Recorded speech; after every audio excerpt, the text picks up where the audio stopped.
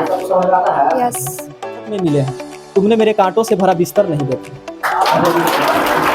Sir मैं आपसे पूछना चाहता हूँ कि हर इस वीडियो में एक प्रेम कहानी होती है, तो क्या सर? सो हेलो गाइस, आप सबका फिर से एक नए पॉडकास्ट वीडियो के 4th एपिसोड में स्वागत है।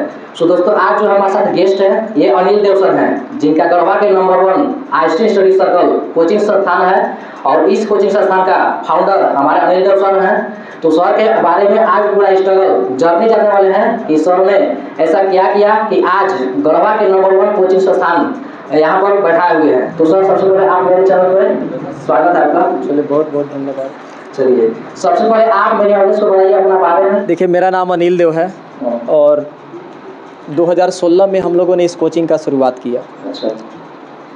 और चूँकि हमने गढ़वा में देखा कि कुछ कमी है अभी भी शिक्षा के इंफ्रास्ट्रक्चर में जो है, कुछ गैप है जिसको कि फिल करना बहुत ज़रूरी है। जब हम लोग यहाँ पे आए तो कुछ कमियों को देख करके हमने इस कोचिंग को शुरुआत किया था। और इसका शुरुआत एक बहुत ही छोटे झोपड़ी से किया था हम लोगों ने, एक छोटे से रूम से किया था। और धीरे धीरे करके विद्यार्थियों का जो सपोर्ट मिला और विद्यार्थियों के सपोर्ट और यहाँ के गार्जियन का जो भरोसा हम लोग के ऊपर हुआ, और उसी का रिजल्ट है कि आज जो है कि ये कोचिंग गढ़वा जिले का नंबर 1 कोचिंग संस्थान बना हुआ। अच्छा, तो आप मतलब कोचिंग सबसे स्टार्टिंग में कभी स्टार्ट किए थे? ये कोचिंग स्टार्ट हुआ था 2016 ईस्वी में। कोचिंग स्टार्ट मतलब कोचिंग शुरू करने का क्या आपका उद्देश्य था? देखिए, कोचिंग शुरू करने का उद्देश्य मेरा यही था कि 2016 में हम लोग जो है कि जब गढ़वा ज़िले में आए, एक्चुअली हम लोग तो यहीं के हैं लेकिन बाहर थे हम लोग उस समय। अच्छा। तो जब हम लोग यहाँ पे आए तो यहाँ पे देखे कि जो बच्चों को पढ़ाने का तरीका है यहाँ के शिक्षकों का, यहाँ का जो कोचिंग संस्थान का जो सिस्टम है वो कुछ इस तरह से बन चुका था कि बच्चे यहाँ पे 11th-12th में केवल पास होने के लिए सोचते थे। मतलब कि किसी तरह पास हो जाए 11th-12th में, वही बहुत है। यहाँ पे जो बहुत सारे कोचिंग संस्थान भी थे उस समय, ऐसा नहीं है कि कोचिंग नहीं थे, लेकिन उनका पढ़ाने का तरीका बिल्कुल अलग था जो कि मुझे पसंद नहीं आया। और मैंने ये देखा कि बच्चों को नोट्स दे करके और भी कई तरीके से जो है कि इन लोग को किसी तरह से जो है पढ़ाया जा रहा है, लेकिन जो क्वालिटी इन लोग को मिलना चाहिए बच्चों को, वो क्वालिटी मिल नहीं पा रहा था। और मैं जिस लोग से मिलता था उससे पूछता कि भाई गढ़वा में शिक्षा का क्या हालत है, तो बस मुझको एक ही आंसर आता था कि गढ़वा ज़िला में कुछ है ही नहीं। अच्छा। अगर पढ़ाई और शिक्षा के मामले में देखा जाए तो गढ़वा ज़िले में कुछ है ही नहीं। जिससे पूछता बस यही आंसर आता कि गढ़वा में कुछ नहीं है। तो फिर मैंने सोचा कि यार सब अगर यही बोलेंगे तो आखिर कुछ करने वाला आएगा कौन? आखिर सब यही बोलेंगे कि गढ़वा ज़िला में कुछ नहीं है, गढ़वा ज़िला में कुछ नहीं है, पढ़ाई लिखाई वही कुछ है ही नहीं। तो आखिर एक लोग चाहिए ना जो कि आ करके और इस सिस्टम पे काम करना स्टार्ट करे। तो बस वही इंसान बनकर मैं आया और इस कोचिंग का शुरुआत किया 2016 में। अच्छा, तो आप कोचिंग का शुरुआत कहाँ पे किए थे? यही गढ़वा पे भी या फिर आप अपने गाँव पे? देखिए, इस कोचिंग का शुरुआत जो सबसे पहले हमने किया था वो गढ़वा ज़िला में ही हुआ था। और गढ़वा ज़िले के काली मंदिर एक जगह है वहाँ पे, और काली मंदिर के पास से ही जो है कि एक छोटे से रूम में जो कि जिसमें लगभग 10-15 बच्चे बैठ सकें, क्योंकि शुरुआती में हम लोग के पास कोई साधन था नहीं। मान लीजिए पैसे नहीं थे, किसी तरह से 10 टेबल रख करके हम लोग किसी तरह एक वाइट बोर्ड लगा करके और कोचिंग का शुभारंभ 2016 में किए थे काली मंदिर के पास। तो आपका ये जो आइंस्टीन स्टडी सर्कल है, इस मतलब कोचिंग का आइंस्टीन स्टडी सर्कल नाम रखने का इसका पीछे का क्या कहानी है? मतलब इन कोचिंग का आइंस्टीन स्टडी सर्कल नाम क्यों पड़ा?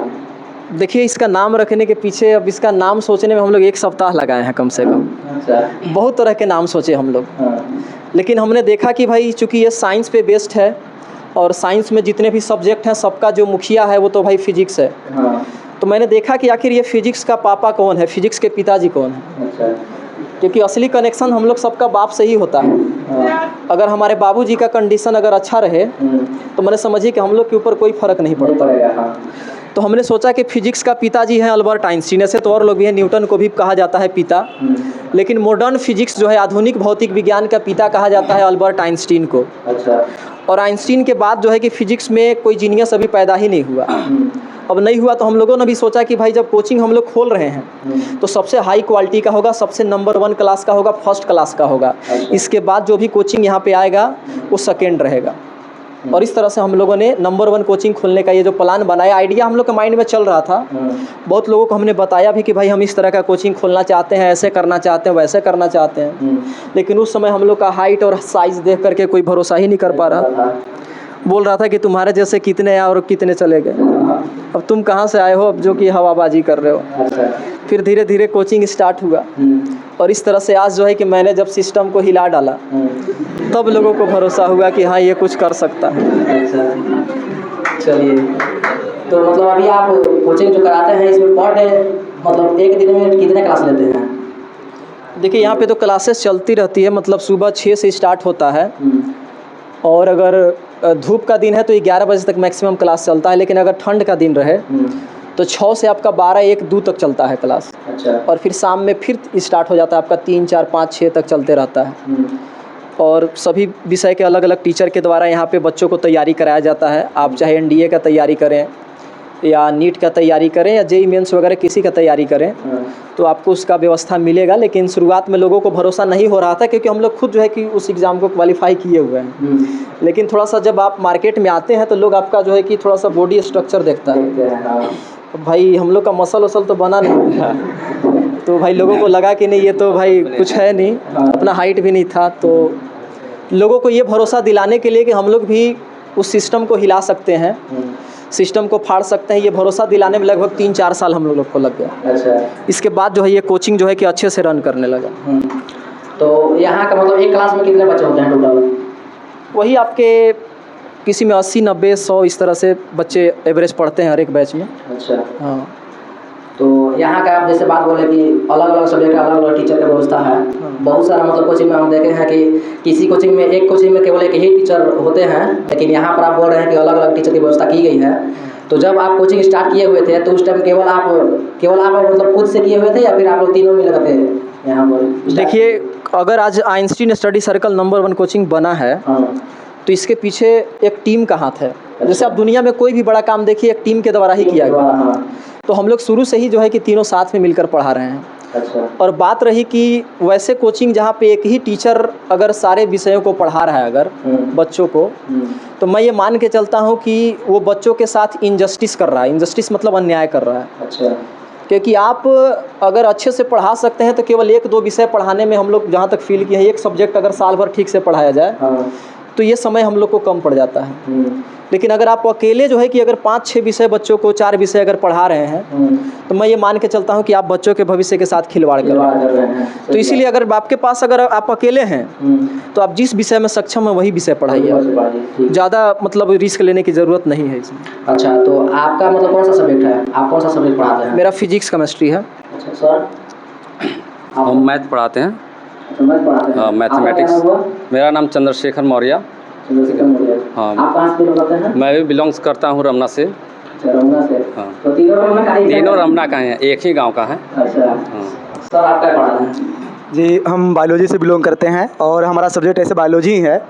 हम लोग जब भी साथ में यहाँ से निकले पढ़ाई के लिए, चाहे इलाहाबाद हो चाहे कहीं भी जाना हो, साथ में ही गए हम लोग। और इसके बाद फिर डायरेक्टली इलाहाबाद से डायरेक्टली यहीं पहुँच गए हम लोग, गढ़वा में ही पहुँचे। अच्छा। जो भी हम लोग क्लासेस रहा पहले, जो भी हम लोग का साइंस निकला क्या बोलते हैं रांची से हुआ, फिर इसके बाद चले गए इलाहाबाद। इलाहाबाद के बाद फिर हम लोग घर में, उतना तो कंडीशन अच्छा बेहतर नहीं था, लेकिन उस स्थिति को देखते हुए हम लोग ने क्या किया, घर में सबसे पहले हम लोग जब दिल्ली गए तो वहाँ ओनली सिर्फ 1 ईयर्स के लिए रहे। तो वहाँ पे जाने के बाद पता चला कि वहाँ पे UPSC की तैयारी करने के लिए कम से कम आपको 1.5 लाख 2 लाख रुपया देना होगा।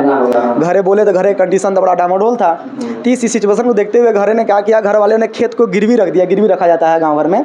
गिरवी रख करके हम लोग को 92,000 रुपया जो था वो हम लोग को दिया गया प्रपर स्टूडेंट को पढ़ाने के लिए। और हम लोग जा करके दृष्टि IAS में जो है सबसे पहला एडमिशन करवाए। और इसके बाद फिर 1 ईयर्स करने के बाद कंप्लीट करने के बाद हम लोग को जितना भी नोट्स वगैरह था, जितना मटेरियल जो था वो कंप्लीट हो गया, ले लिए वहाँ से। पढ़ाई करने के बाद फिर डायरेक्टली सोचे कि अब सेल्फ स्टडी ही करना होगा इसके लिए। और फिर डायरेक्टली हम लोग आ गए गढ़वा में। और फिर 2016 में आकर के आपका आइंस्टीन स्टडी सर्कल जो इंस्टीट्यूट है, ये नाम करके कोचिंग खोलें, आज जो अभी चरण चल रही है। सर यहाँ का फीस स्ट्रक्चर क्या है? आपको मिला जुला करके यहाँ पे 8,000 रुपये लिए जाएंगे। अच्छा। और सारे सब्जेक्ट का तैयारी 1 साल में आपको कराया जाएगा, बस 8,000 में। ऑफलाइन क्लास की बात कर रहा हूँ। ऑनलाइन क्लास भी चलता है, लेकिन ये मान के चलिए कि ऑनलाइन क्लास जो है एक बस हवाई है।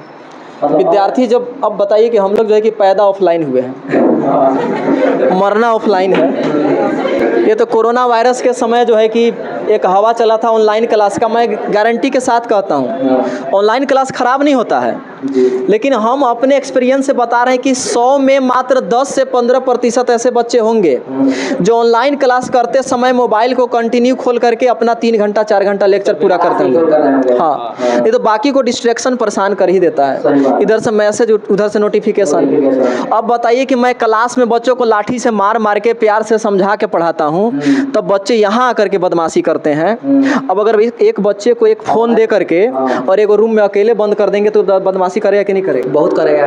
तो यही है ऑनलाइन क्लास।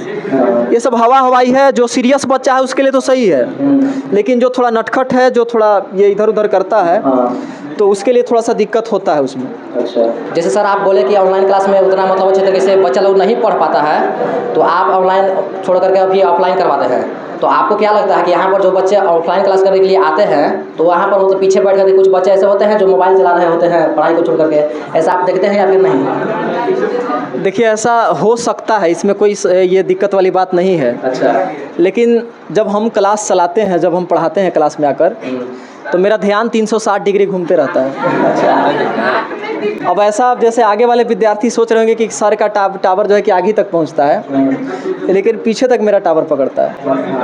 और जो पीछे वाले बच्चे होते हैं, खास कर उन लोग पे मेरा नज़र होता है, वो लोग मेरे रडार में होते हैं। हाँ, तो वही नजर होना चाहिए। क्योंकि पीछे वाला जो बेंच है उसी पर पढ़ के अब्दुल कलाम जो है कि उतने महान बने हैं। हाँ, और वो उस बेंच का बेइज्जती मैं होने नहीं दूंगा। हाँ, तो वही मतलब बोल रहा हूँ कि ऐसा नहीं है कि ऑफलाइन क्लास आप करवा रहे हैं तो बच्चा लोगों को कहीं भी बैठ करके पढ़ रहा है और मोबाइल भी चला रहा है, तो ऐसा नहीं होना चाहिए। अच्छा, मतलब आप ऑनलाइन क्लास कराते थे, कहाँ पर करा रहे थे ऑनलाइन क्लास? देखिए, ऑनलाइन क्लास का भी व्यवस्था यहाँ है। हम लोग का अभी यूट्यूब पे चैनल है अपना, जो है कि एप्लीकेशन भी लॉन्च होने वाला है। चैनल है आपका? चैनल का नाम क्या है? चैनल का नाम है आइंस्टीन स्टडी सर्कल ही नाम है, कोचिंग के नाम से ही है। अच्छा, तो उस पर हम लोग वीडियो वगैरह पोस्ट करते हैं, लेकिन थोड़ा टाइम नहीं मिलने के कारण तो वीडियो कंटिन्यू नहीं डाल पाते हैं। लेकिन फिर भी जो टाइम मिलता है तो उसमें वीडियो हम लोग डालते हैं उस पर। और ऑनलाइन क्लास की व्यवस्था यहाँ भी हम लोग कर देंगे, लेकिन ज़्यादा हम स्टूडेंट को यही सलाह देंगे कि अगर आपके पास व्यवस्था मिल रहा है तो आप कोशिश यही कीजिए कि ऑनलाइन क्लास ही करें। अच्छा, तो बेहतर होगा जीवन के लिए। तो कोई बच्चा मान लीजिए और उसको ऑफलाइन क्लास करना है और गरीब घर से है, उसके पास उतना पढ़ने के लिए पैसा नहीं है, तो उसके लिए आप क्या करना चाहते हैं? मतलब पढ़ाना चाहते हैं या फिर नहीं? देखिए, जैसे बच्चा का हालत बहुत ख़राब है। मान लीजिए कि किसी बच्चे के ऐसे होते हैं कि जैसे पिताजी नहीं है, या किसी की माता है, लेकिन मान लीजिए कि वो तो घर का काम करेगी, बाहर तो पैसे कमा नहीं पाती है, तो वैसे बच्चों के लिए यहाँ पे स्पेशल छूट दिया जाता है। वैसे बच्चों के लिए स्पेशल व्यवस्था उस तरह का किया जाता है। अगर विद्यार्थी के कोई है ही नहीं पढ़ाने वाला, जैसे उस पर कोई ध्यान नहीं देने वाला है, तो उसको फ्री में भी यहाँ पे पढ़ाया जाता है। अच्छा, मतलब गरीब बच्चे के लिए फ्री में पढ़ा सकते हैं? हाँ, यहाँ पे उस तरह का व्यवस्था है। अच्छा सर, झारखंड हमारे है, जो झारखंड राज्य है, ये शिक्षा के क्षेत्र में बहुत ज़्यादा मतलब पिछड़ा हुआ है, तो इस पर आप क्या कहना चाहते हैं? देखिए, ये बात तो सही है कि झारखंड जो है वो शिक्षा के क्षेत्र में बहुत पिछड़ा हुआ है जी। और बहुत पिछड़ा हुआ है, तो अब इसका कारण मेन यही है कि यहाँ पे लोग ज्ञान को थोड़ा सा ना कम जो है कि वैल्यू देता है। और मैं आपको बता दूं कि हमारे भारत देश में जो सबसे पढ़ा लिखा राज्य है, कौन सा राज्य है जी बताइए आप? केरल है ना? अब बताइए कि सबसे अगर आगे केरल है। केरल बहुत छोटा सा राज्य है और हमारा झारखंड बिहार तो उससे बहुत बड़ा है, लेकिन फिर भी हम देखते हैं कि हमारा झारखंड उससे शिक्षा के क्षेत्रों में पिछड़ा हुआ है। इसका कारण मैं आपको बता दूं कि आप जब केरल में जाइएगा तो वहाँ पे लाइब्रेरी जानते हैं आप लोग? लाइब्रेरी 8-9 हज़ार है। कितना है? और आपके यूपी, बिहार, झारखंड जो बड़े बड़े राज्य हैं, यहाँ पे दारू दुकान की संख्या 10,000 है। अब बताइए कि जिस राज्य में लाइब्रेरी और अच्छी यूनिवर्सिटी से ज़्यादा दारू दुकान और शराब दुकान का अगर संख्या ज़्यादा हो, तो ये बताइए कि वहाँ से पढ़े लिखे लोग निकलेंगे कि गजेड़ी और वही जो क्रिमिनल माइंडेड लोग निकलेंगे? गजेड़ी। तो मैं यहाँ के सरकार से भी रिक्वेस्ट करना चाहूँगा कि कम से कम हर एक ज़िले में 20 लाइब्रेरी आप बनवाइए और देखिए कि कैसे यहाँ के लोग पढ़ाई नहीं कर रहे हैं। क्योंकि यहाँ के विद्यार्थी जो है, अगर आप जो है कि जो व्यवस्था दीजिएगा उसी में तो लोग जाके इन्वॉल्व होना चाहेगा। आप लाइब्रेरी बनवाइए और देखिए कि उसमें विद्यार्थी क्यों नहीं जाता है जी। ये मैं आपसे यहाँ के सरकार से रिक्वेस्ट करना चाहूँगा कि हर एक ज़िले में कम से कम 20 लाइब्रेरी आप खुलवाइए। अगर आप केरल से तुलना करना चाहते हैं झारखंड का, तो आप वहाँ जा करके देखिए, एक छोटे से राज्य में 9,000 और 10,000 लाइब्रेरी है और यहाँ पे बच्चों को कोई व्यवस्था है ही नहीं, ठीक से बिजली नहीं है, तो कहाँ से पढ़े? तो व्यवस्था रहेगा नहीं तो फिर दिक्कत हो जाएगा। तो ये सारा बात है और कोई कारण नहीं है। तो मैं कोशिश यही करूँगा कि यहाँ पे बच्चों को लाइब्रेरी का भी व्यवस्था दिया जाएगा। लाइब्रेरी भी बन रहा है यहाँ पे जी। तो ऐसे आपका कोचिंग जो है, ये गढ़वा का नंबर 1 कोचिंग संस्थान है, तो आप आने वाले समय में गढ़वा को क्या देना चाहते हैं? मतलब नया क्या चेंजिंग करना चाहते हैं? देखिए फ़िलहाल में हम लोग एक नया प्रोजेक्ट पे काम कर रहे हैं कि हम लोग गढ़वा ज़िले में नहीं बल्कि पूरे झारखंड का ये पहला हाईफ्लेक्स क्लासरूम होगा। अच्छा, हाईफ्लेक्स। अगर अभी आप किसी को ये बात बोलिएगा तो पहले तो वो हंसेगा, क्योंकि इस टेक्नोलॉजी के बारे में बहुत लोगों को पता ही नहीं है। पता ही नहीं होगा, हाँ। एक टेक्नोलॉजी होती है मेटावर्स नाम का, और मेटावर्स के अंदर ही एक जो है कि उसका एक नया टेक्नोलॉजी जो है कि अभी डेवलप किया जा रहा है जी। और उस टेक्नोलॉजी से हम लोग बहुत शुरू से ही जुड़े हुए हैं। वो टेक्नोलॉजी अभी पूरी तरह से लॉन्च नहीं हुआ, उसका नाम है 5th E-Escape जी। 5th E-Escape एक बहुत ही एडवांस टेक्नोलॉजी हो गया। मुझे लगता है कि 100 में शायद एक लोग को पता होगा कि क्या है ये टेक्नोलॉजी। तो वो टेक्नोलॉजी जैसे ही लॉन्च होगा, हम लोग ये क्लास में एक ऐसा सिस्टम लगाने वाले हैं, जैसे वो दीवार आपको दिख रहा है, तो उस दीवार पे सारा का सारा जो है कि स्क्रीन सेट हो जाएगा, और स्क्रीन जैसे वो लगा, जैसे आपको वो दिख रहा है पर्दा, उतना दूर में स्क्रीन रहेगा। और जब विद्यार्थी यहाँ पे बैठेंगे तो उनके सामने, जैसे हम इलेक्ट्रॉन के बारे में पढ़ रहे हैं, परमाणु के बारे में पढ़ रहे हैं, तो परमाणु अणु पढ़ रहे हैं, चाहे आप शरीर के किसी भाग के बारे में पढ़ रहे हैं, तो आपको ऐसा मतलब फील होगा, वो रियल नहीं होगा वो जी। कि ऐसा लगेगा कि जैसे वो परमाणु आपके आंखों के सामने है एकदम। उसको बोला जाता है वर्चुअल रियलिटी। तो उस तरह का फीलिंग के साथ, उस तरह का एक्सपीरियंस के साथ जब आपको पढ़ाया जाएगा, आपको लगेगा कि परमाणु मेरे हाथ में है, परमाणु मेरे हाथ में, या मानव का कंकाल जो है वो मेरे हाथ में है। इस तरह का जो है कि एक्सपीरियंस के साथ जो है कि क्लास चलने वाला है। और ये मैंने बहुत ही एडवांस टेक्नोलॉजी है, जो कि कोशिश यही किया जा रहा है कि जब बहुत जल्द जो है कि ये लाया जाए। अच्छा, हाईफ्लेक्स। क्योंकि हम लोग हमेशा कोशिश करते हैं कि कुछ ना कुछ नया होता रहे, कुछ ना कुछ नया होता रहे, क्योंकि हम लोग अभी यंग माइंडेड हैं और ओपन माइंडेड आदमी है। नया चीज़ सीखने के लिए हम लोग भूखे हैं एकदम। किसी से भी सीखना हो, हाथ गोड़ जोड़ के सीख लेते हो, चाहे बड़ा हो या छोटा हो, और जीवन में यही मंत्र अपनाना भी चाहिए। अच्छा, तो सर अभी जो आप नॉर्मल क्लास करा रहे हैं और जो हाईफ्लेक्स क्लास रूम आने वाला है, उसमें और इसमें क्या चेंजिंग है? मतलब अब बच्चे लोगों को पढ़ने में क्या उसमें आ सकता है चेंजिंग? देखिए उसमें ये फ़ायदा होगा कि जैसे कोई बहुत कमज़ोर बच्चा है, उसको हम बहुत समझा रहे हैं कि देखो ये गोल का परमाणु है जी, इलेक्ट्रॉन चारों ओर घूमता है और नाभिक उसके बीच में होता है, लेकिन एकदम में महाबकलोल लड़का है वो मानने के लिए तैयार नहीं है कि नहीं ऐसा कैसे हो गया। तब उसको बोलेंगे कि ले तो छू छू के देखो करा कैसे हुआ। हाँ, उसमें वो छुएगा, वैसे माने वो इमेजिनरी रहेगा, काल्पनिक चीज़ रहेगा, लेकिन उसके सामने जब दिखेगा तब उसको लगेगा अच्छा बीच में देखो नाभिक किस तरह से टिमटिमा रहा है और किस तरह से इलेक्ट्रॉन उसके चारों ओर बादल की तरह जो है कि घूम रहा है या जो भी हो रहा है। तो उसमें जो है कि कमज़ोर से कमज़ोर बच्चा मतलब समझिए कि एकदम आसानी से कोई टॉपिक समझ जाएगा जी। तो ये बात। चलिए, ये तो आप बहुत अच्छा कर रहे हैं। तो हाईफ्लेक्स क्लासरूम आप कब मतलब इसका अथी कर रहे हैं? देखिए अभी ये टेक्नोलॉजी में तो थोड़ा सा लेट लगेगा। आई थिंक हमको लग रहा है कि साल में लग जाएगा, 1-1.5 साल 2 साल जो भी लगे, क्योंकि ये टेक्नोलॉजी ही अभी जो है कि थोड़ा सा अभी मैंने उस तरह से पूरी तरह से फाइनली लॉन्च नहीं हुआ है। अभी इस पे जो है कि काम चल रहा है और हम लोग उस टेक्नोलॉजी से जुड़े हुए हैं और उसके वेंचर कैपिटलिस्ट के रूप में भी हम लोग हैं। मैंने उसमें कुछ अपना इन्वेस्टमेंट भी है जी, जो उसका टीम है उसके साथ भी हम लोग ये काम कर रहे हैं। हाँ, तो ये आएगा तो फिर बहुत लोग इस पे काम करेंगे। अच्छा, तो सर सबसे बड़ी आपकी उपलब्धि क्या है? मतलब आप अपने जीवन में अभी तक क्या हासिल किए हैं? देखिए सबसे बड़ी उपलब्धि तो मैंने बहुत ज़्यादा कुछ किया नहीं है, लेकिन देखिए मेरे लिए अभी के समय में अगर आप पूछिएगा कि मेरे लिए सबसे बड़ी बात क्या है या सबसे बड़ी उपलब्धि क्या है, तो मुझे इन सभी बच्चों को देख रहे हैं ना जी, तो ऐसे बच्चों को पढ़ाने का मौका मुझे मिल रहा है और शायद यही मेरे लिए अभी के समय में सबसे बड़ी उपलब्धि है। चलिए, हाँ। बहुत बढ़िया, तारीफ करिए।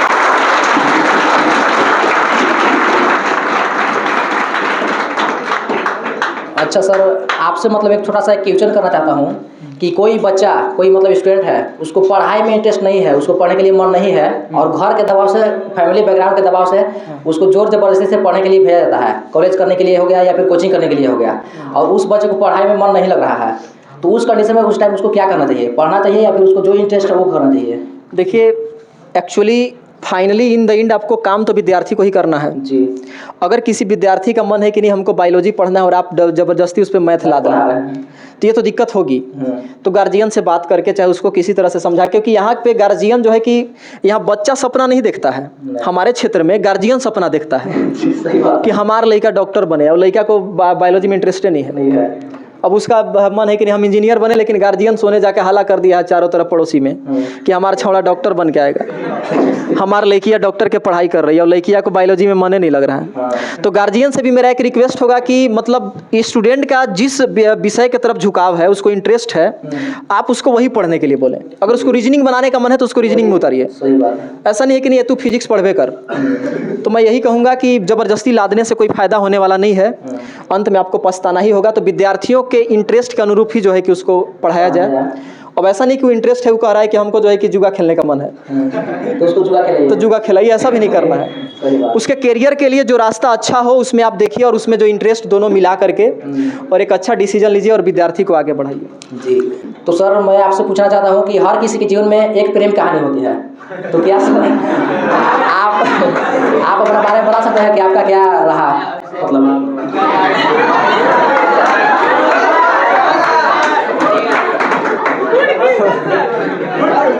देखिए बात ऐसा है कि कहने का मतलब यह है कि आपका क्वेश्चन तो सही है और आंसर भी इसका सही है देंगे आप। क्योंकि सर मैं आपको बता दूं कि बहुत सारे मतलब ऐसे गेस्ट के साथ इंटरव्यू लिया हूं और पॉडकास्ट को अपलोड किया हूं, तो उसमें बहुत सारा का मतलब यही सब क्वेश्चन आता है कि जो होता है उनको प्रेम कहानी होती है तो वो आप नहीं पूछते हैं, तो इसलिए आपसे सर फर्स्ट टाइम ये कर रहा हूं कि हर किसी के लाइफ में प्रेम कहानी होती है, तो आप अपना भी बता दीजिए कि आपका क्या था।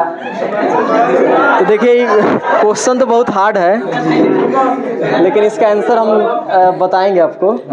क्या है कि देखिए प्रेम होना चाहिए, इसमें कोई ये नहीं है, लेकिन अगर पढ़ाई पे हावी हो जाता है, पढ़ाई पे क्या हो जाता है, हावी हो जाता है, तब फिर दिक्कत होता है, क्योंकि यही वो उम्र है जिस उम्र में आपको जो है कि पढ़ाई का भी पढ़ाई का भी जुनून आना चाहिए, क्योंकि बुढ़ारी में तो प्रेम होगा नहीं और जवानी का स्टेज एक ही बार आता है।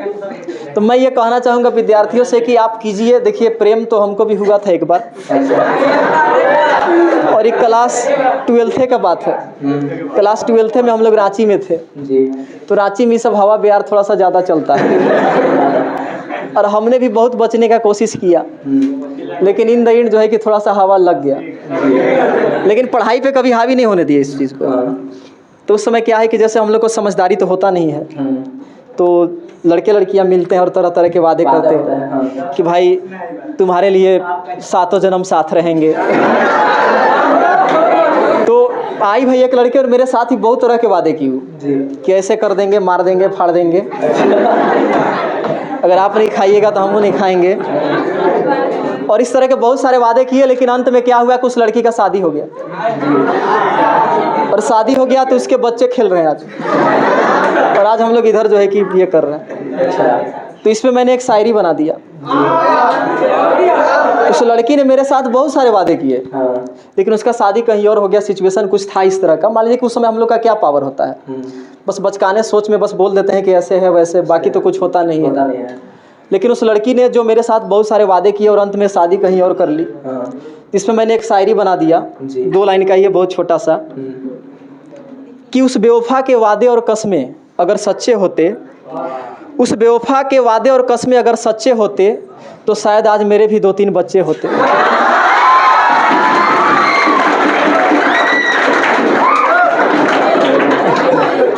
लेकिन अब किस्मत कहिए, किस्मत खराब था थोड़ा।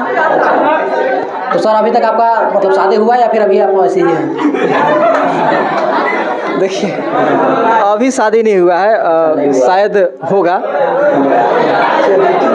और शायद यही कारण है कि शादी नहीं हुआ है, और यही कारण है कि हम लोग जो है कि पूरा जी जान जो है कि स्टूडेंट के लिए लगा देते हैं। अगर शायद शादी हो गया होता तो शायद इतना ध्यान हम विद्यार्थियों के ऊपर नहीं दे पाते, क्योंकि इधर से तीर घींच हो जाता है शादी के बाद, उधर से बच्चा आपको पापा पापा चिल्ला रहा है, उधर से आपके बच्चे पैंट पकड़ के लटक गए कि आपको पढ़ाने जाना ही नहीं है, तो बताइए उस समय क्या कीजिएगा।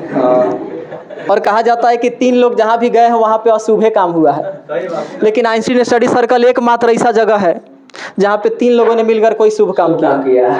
ये बात भी आपको ध्यान में रखना।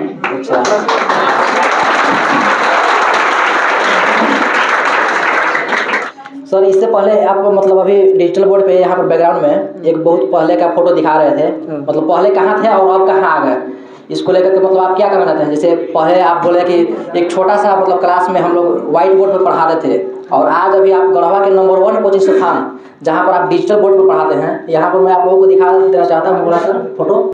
यहाँ पर आप लोग देख सकते हैं, ये सब आप हैं, बाकी यहाँ पर आप लोग देख सकते हैं, ये कब का फोटो है? 2016 का फोटो है। 2016 में आप कैसा थे और अभी आप कैसा है, यहाँ पर आप लोग लाइव प्रूफ देख सकते हैं। तो इस पर आप क्या कहना चाहते हैं? देखिए जब सच्चाई यही है कि 2016 में जब हम लोग कोचिंग स्टार्ट किए थे, तो उस समय हम लोग देखिए किस तरह के दिखते थे। आप लोग देखिएगा तो हंसिएगा, आप लोग कितना लोग हंस भी रहे होंगे, लेकिन किसी को भी हंसी आ रहा था और लोगों को भरोसा ही नहीं हो पा रहा था कि इन लोग 11th 12th को पढ़ाएगा, और बड़ा दुख हुआ था इस बात को लेकर के। और इस समय हम लोग बड़ा संघर्ष करना पड़ा, मतलब समझिए कि पैसे भी था नहीं, और विद्यार्थी भी आता था देख करके भाग जाता था कि टीचर है कि ये तो मेरा दोस्त लग रहा है। और कभी कभी तो ऐसा वक्त भी आ गया था कि जैसे हम लोग वहीं क्लास के पास खड़े हैं और विद्यार्थी हम ही से आके पूछ देता था कि मास्टरवा किधर गलौ। और बड़ा अजीब लगता था, और बाद में जब आते थे क्लास में तब ऐसे मुंह छुपा के हंसता था कि आइए ये टीचर थे, अब हम इन्हीं से पूछ दिए। तो ऐसा ऐसा मैटर झेले हैं, और उस समय बड़ा मने आपको मने विरोध का भी सामना करना पड़ता है। भाई बहुत लोग बोल रहा था कि ये लोग बच्चा अभी खेलने कूदने का उम्र है, और ये लोग 11-12 के बच्चों के भविष्य के साथ खिलवाड़ कर रहा है, लेकिन आपके दिमाग में क्या तूफान उठा है ये केवल आप समझ सकते हैं। और मैं ये मान के चलता हूँ कि जब तक दुनिया आपका विरोध न करे और आप विरोध का सामना नहीं कीजिएगा, आप जीवन में मजबूत बन ही नहीं पाइएगा। क्योंकि इंसान को मजबूत बनाने वाला सबसे बड़ा अगर कोई चीज़ है तो वो विरोध है। और विरोध क्यों है? जैसे अगर आप जिम में जाइएगा तो जिम में जाइएगा तो एक डंबल होता है ना उठाने वाला, इस तरह से, तो डंबल का जैसे आप उसको उठा के ऐसे रखिएगा तो वो कहने जाना चाहता है, लेकिन हम विरोध करके उसको कहाँ लाते हैं? और ऊपर लाते हैं। तो जब विरोध करते हैं तबे ना यहाँ ताकत बनता है। तो दुनिया का भी वही नियम है, जब तक आप विरोध नहीं सहिएगा तब तक जो है कि आपका ताकत कभी बढ़ेगा नहीं। और हम लोगों ने विरोध काफ़ी सहा विरोध, और ऐसे ऐसे लोग हम लोग के ऊपर जो है कि उंगली उठाते थे। मैंने समझिए कि ऐसा ऐसा आदमी हमनी पर उंगली उठाता था जिसका खुदे उसका हाथ पैर नहीं होता था। तो इस पे हम एक 2 लाइन एक शायरी भी बहुत हम बनाते थे। मैंने जैसा हमको मोमेंट दिखता था एक शायरी बना ही देते थे। तो उस समय जो स्ट्रगल मेरे साथ हुआ, एक शायरी हमने लिख के रखा हुआ, डायरी में शायरी लिखने का मेरा शौक़ है। तो उस पर मैंने 2 लाइन बनाया है कि मरीज भी हमको दवाएं बताने लगे थे, और बुरा था मेरा वक्त तो सभी लोग मुझे आजमाने लगे थे, और जिसका खुद का हाथ पैर नहीं था वो लोग मुझे औकात दिखाने लगे थे।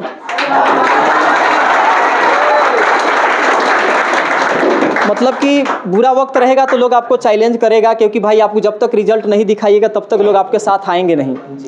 तो कहने का मतलब है कि ये सब चीज़ों को देखते हुए हम लोग मेहनत करते रहे, स्ट्रगल करते रहे, और जो है कि आज जो है कि आगे हम लोग बढ़े। तो लास्ट में आपसे एक छोटा सा क्वेश्चन करना चाहते हैं। कुछ लोग होते हैं, बहुत लोग होते हैं कि बोलते हैं कि आपका जो किस्मत है तो आपका लक है, यानी लक आपका साथ दिया तो आपका ये चीज हो गया। तो इस पर आप क्या करना चाहते हैं? देखिए, कोई भी काम जो है कि पूरी किस्मत से या लक से नहीं होता, और मेहनत तो करना पड़ता है। कोई आपका मेहनत नहीं देखता है, क्योंकि मेहनत जो है एक फिल्म जो 1 घंटे का फिल्म होता है, 1-2 घंटे का फिल्म आप जो देखते हैं उसको बनाने में सालों का मेहनत होता है, और वो पर्दे के पीछे होता है। तो इस पर मैं 2 लाइन आप लोगों को सुनाना चाहूँगा कि जब से चला हूँ मैं सफ़र में मेरी नज़र मंजिल पे रही। जब से चला हूँ मैं सफ़र में मेरी नज़र मंजिल पे रही। मैंने कभी मील का पत्थर नहीं देखा, और ये फूल तो मुझे विरासत में मिले। तुमने मेरे कांटों से भरा बिस्तर नहीं दिया।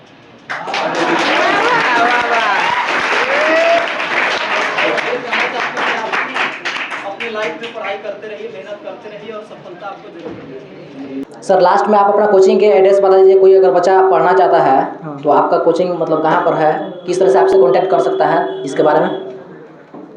देखिए, ये कोचिंग अभी आप गोविंद हाई स्कूल गढ़वा जिले में अगर रहते हैं तो गोविंद हाई स्कूल को ज़रूर जानते होंगे। तो अगर आप गोविंद हाई स्कूल से अगर प्रवेश करते हैं तो आप उस रोड को पकड़े हुए सीधा आइएगा। यहाँ पे एक मंदिर है, बुढ़वा बाबा शिव मंदिर। उसी के बगल में जो है कि हमारा कोचिंग पड़ता है। जो थाना के पश्चिम दिशा में जो गली है उसी में जो है कि हमारा कोचिंग आइंस्टीन स्टडी सर्कल पड़ता है। ऐसे आपका मतलब कोई social media platform? Social media पे आप यूट्यूब पे भी जाइएगा तो लिखिएगा आइंस्टीन स्टडी सर्कल, तो उसमें आपको दिखेगा। और बाकी इंस्टाग्राम पे भी आप जो है कि आइंस्टीन स्टडी सर्कल सर्च करें, या फिर मेरे नाम से भी सर्च करें तो आप उस पर ये हमको देख सकते हैं। चलिए, तो सर यहाँ पर जितने भी बच्चे पढ़ रहे हैं इन लोग से मैं कुछ पूछ सकता हूँ क्वेश्चन? हाँ पूछिए, कुछ एक्सपीरियंस ले सकते हैं आप। अच्छा, ले सकते हैं। तो यहाँ के आइंस्टीन स्टडी सर्कल जो बच्चे हैं, बच्चे लोग से मैं कुछ क्वेश्चन करना चाहता हूँ। यहाँ के जो बच्चे हैं उन लोगों को पढ़ाई में यहाँ पर अच्छा लगता है, या फिर ऐसे ही केवल सोशल मीडिया पे वायरल है तो यहाँ पर आ गए हैं? तो क्या बताते हैं बच्चे लोग? सब कुछ आप लोगों को बच्चे लोग से ही मिलाते हैं और बताते हैं इन लोगों का जो पढ़ाई है वो कैसा लगता है।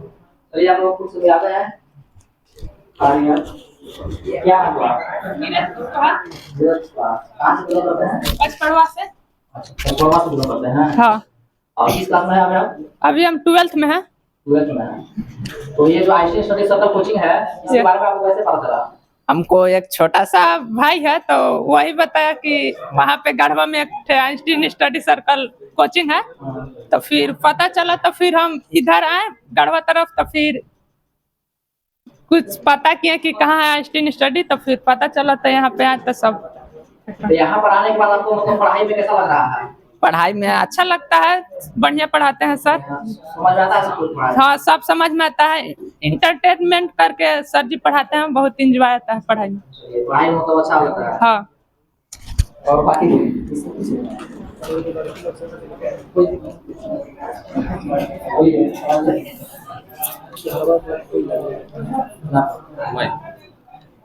क्या नाम हुआ आपका? मेरा नाम अर्चना कुमारी है, हम 12th क्लास में पढ़ते हैं।